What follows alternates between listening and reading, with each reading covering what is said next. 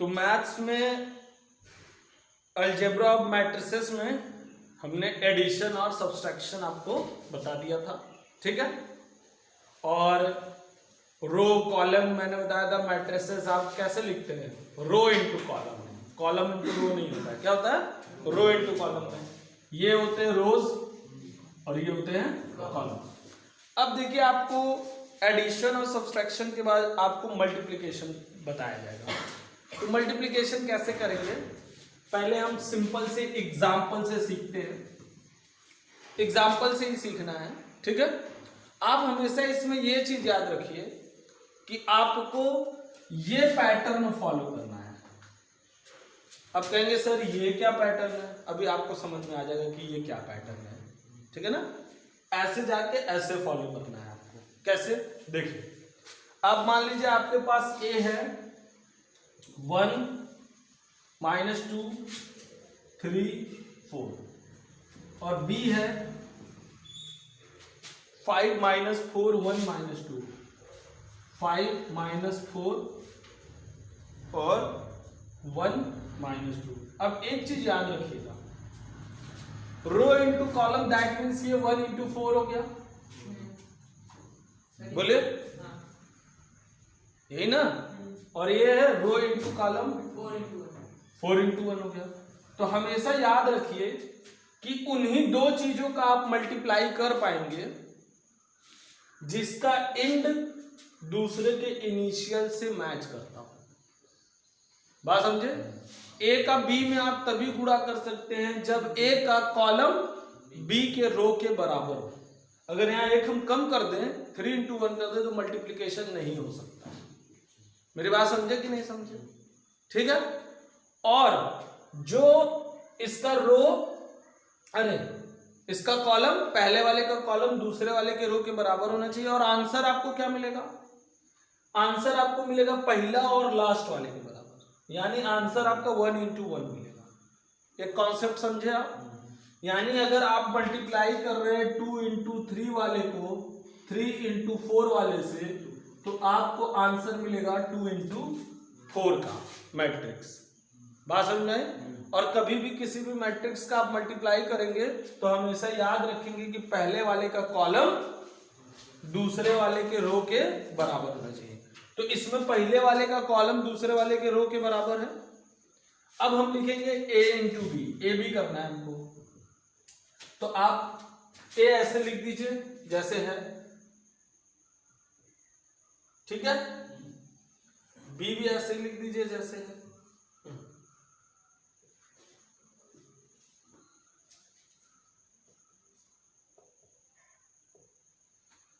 ठीक है, मैंने आपको क्या कहा, आपको ये रूल फॉलो करना है, ये रूल, ठीक है। तो इसके प्रत्येक एलिमेंट का इसके प्रत्येक एलिमेंट में मल्टीप्लाई करना है तो एक ठो बनेगा। तो 1 5 जा 5, ठीक, -2 4 जा 8, 3 1 जा 3, 4 2 जा -8। ये हो गया आपका आंसर। कितना आया, 8 से 8 खत्म, 5 3 1 × 1 का आ गया कि नहीं आंसर। बात समझे। अब थोड़ा सा बढ़ते हैं आगे, थोड़ा सा आगे बढ़ते हैं। ये हो गया आपका a × b। अब देखिए आपको मिल जाए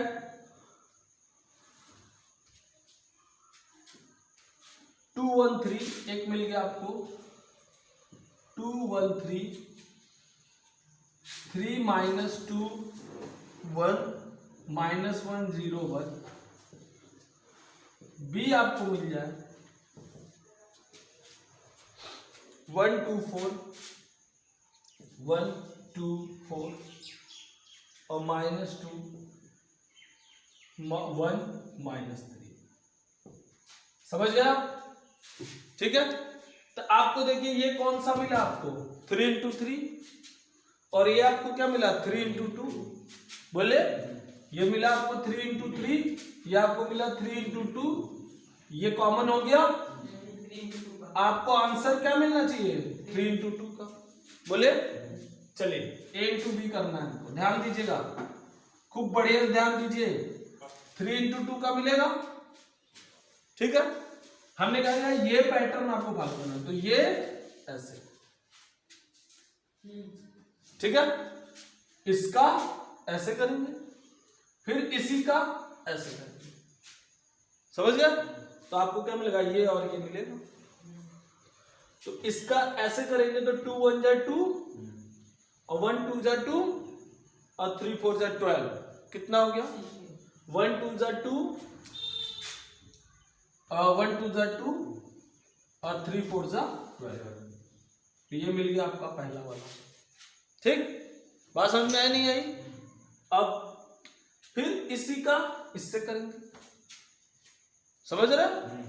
तो क्या मिलेगा आपको 2 2 जा -4, 1 1 जा 1 और 3 3 जा -9। तो ये आपका हो गया पहला एलिमेंट और दूसरा एलिमेंट, क्लियर हुआ।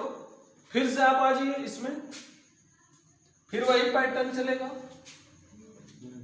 फिर यही काम करेंगे, देख रहे हैं ना, ऐसे जाके ऐसे, ऐसे जाके ऐसे। तो इसका ऐसे करिए, 3 1 जा 3, -2 2 जा -4 और 1 4 जा 4, ठीक।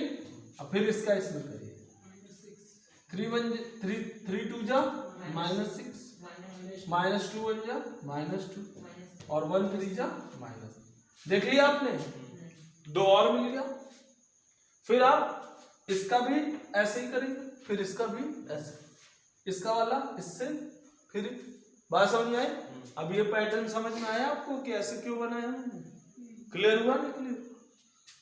तो माइनस इसमें करेंगे, इसके लिए -1 1 जा -1, 0 2 जा 0, 1 4 जा 4। अब यहाँ पे -1 2 जा 2, 0 1 जा 0, 1 3 जा -। बात समझ में आई। तो देखिए आप क्या आंसर मिला, 3 इंटू 2 मिला ना, रो इंटू कॉलम। बताइए कोई दिक्कत, इजी है, गेम की तरह है ना। और एडिशन सब्सट्रैक्शन मल्टीप्लिकेशन तो आता ही है आपको, बस एक पैटर्न है इसके मल्टीप्लिकेशन और सब्सट्रैक्शन का, है ना। अब इसमें देखिए कुछ प्रॉपर्टीज हैं मैट्रिक्स की मल्टीप्लिकेशन की। b इंटू ए कर लो ना, b पहले लिख दो, ए बाद में लिख दो। तो ये 3 इंटू 2 है, 3 इंटू 3 में नहीं होगा, b इंटू ए है, तो ये 3 इंटू 2 और 3 इंटू 3 का नहीं होगा। तब ऐसे हो जाएगा ना आपका, b इंटू ए करेंगे आप, तो आपको मिलना चाहिए 3 इंटू 2, तो 2 इंटू समथिंग मिलना चाहिए, समझे। तो b का a में नहीं ना होगा, इस केस में नहीं होगा। क्लियर हुआ नहीं क्लियर हुआ? मैंने आपको क्या बताया कि a b करो चाहे b a करो, b a b करोगे तो जो b का लास्ट वाला है वो a का पहले वाला होना चाहिए। तो यहाँ पे b इंटू ए नहीं हो सकता। बात समझ में आई? नहीं समझ में आई? अब देखिए properties of matrix. Matrix multiplication is not commutative in general, वही बात होगी। मैट्रिक्स जो है कम्यूटेटिव नहीं है, मतलब a into B, b into A नहीं है। क्यों नहीं है? क्योंकि शर्त है उसकी कि पहले वाले का कॉलम और दूसरे वाले के रो के बराबर होना चाहिए। तो हर केस में तो दो मैट्रिक्स आपको ऐसा मिलेगा नहीं कि उसका रो कॉलम सेम हो, सिर्फ स्क्वायर मैट्रिक्स में ऐसा होता है। बताइए 3 इंटू 3 का है और 3 इंटू 3 का है, तो चाहे आप a इंटू बी करो चाहे b इंटू ए करो, दोनों हो पाएगा। अच्छा हो भी पाएगा तो जरूरी नहीं कि दोनों का आंसर सेम आए। बात समझ रहे हैं नहीं समझ रहे? या मे भी आ भी गया तो हमारा कहने का मतलब ये है कि ये केस नहीं ना है कि हर बार a और b ऐसा स्क्वायर ही हो, बहुत सारे मैट्रिक्स होंगे, तो ये कम्यूटेटिव नहीं है। किसी भी शर्त को हम शर्त कब कहते हैं, किसी भी रूल को रूल कब कहते हैं, जब वो सबके लिए फॉलो करे, समझ गया। और सिर्फ ये क्या पर्टिकुलर के लिए फॉलो करेगा a into B, b into A, जब क्या हो स्क्वायर मैट्रिक्स है। क्लियर हुई बात? नहीं क्लियर हुई? ठीक है। थ्योरम नंबर 2 देखिए, कह रहा है matrix multiplication is associative, that is, हाँ एसोसिएटिव है। अगर आपने ए बी सी किया है और इसमें पहले बी सी का करके फिर ए से आप कर रहे हैं, और फिर आपने ए बी सी किया है पहले ए बी का करके फिर सी से कर रहे हैं, तो कोई दिक्कत नहीं है, एसोसिएटिव है। अब पैटर्न तो वही रहेगा, बात समझ रहे हैं। जैसे मान लीजिए ये 2 into 3 है और ये 3 into 4 है, तो 3 और 3 मैच किया। फिर मान लीजिए ये 4 into समथिंग होगा, तो चाहे आप इसका लास्ट में करिए।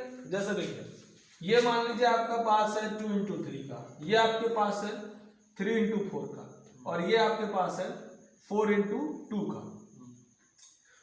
ठीक है, तो वही चीज आप यहाँ पे भी लिखिए। क्या है ये 2 into 3 का, ये क्या है 3 into 4 का, और ये क्या है 4 into 2 का। अब देखिए जब आप बी और सी को कर देंगे तो 4 और 4 खत्म, आपको 3 into 2 मिल जाएगा, और 2 into 3 3 into 2 का मिला 2 into 2। बोलो भैया मिलेगा ना। अब इसमें पहले आप इन दोनों को कर दिए, 3 3 खत्म, आपको मिलेगा 2 into 4 का। अब 4 into 2 से करेंगे तो 4 4 खत्म, आपको मिलेगा 2 into 2 का। एसोसिएटिव है, समझ गया। कम्यूटेटिव नहीं है लेकिन एसोसिएटिव है। तीसरा थ्योरम है इसमें, matrix multiplication is distributive over matrix. सही बात है।